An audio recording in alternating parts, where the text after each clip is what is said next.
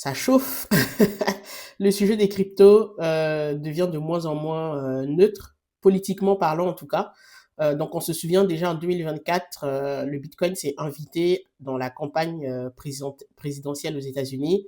Trump, alors candidat, s'est prononcé en faveur du Bitcoin. Il est allé jusqu'à Nashville, où se tenait l'une des plus grandes conférences Bitcoin au monde. Il a fait un discours pour séduire en tout cas l'électorat autour du Bitcoin.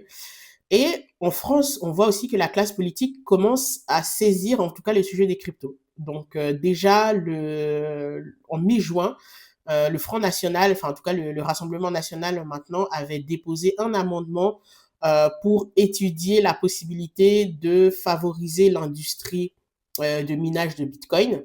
Cet amendement avait été rejeté, mais ils ne se sont pas découragés. Là, ils reviennent encore avec une autre proposition. Donc cette fois, c'est une proposition de loi pour proposer en tout cas que d'effectuer en tout cas du minage de Bitcoin avec l'excédent en fait d'électricité qui est produit par les centrales nucléaires.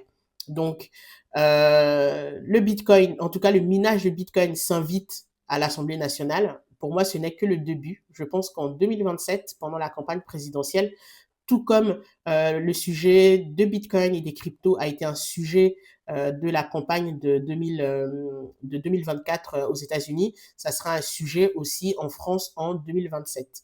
Donc maintenant, on espère que tous les partis politiques vont s'en saisir, vont au moins étudier le sujet parce que Bitcoin, c'est pas un sujet d'extrême droite ou d'extrême gauche. Le Bitcoin est neutre, c'est une technologie.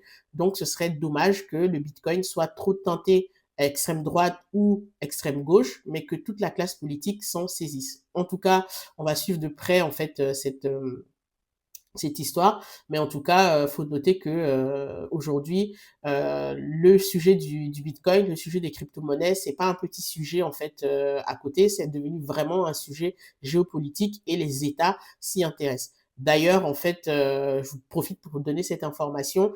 Aux États-Unis, la semaine dernière, il y a eu 3 lois qui ont été votées.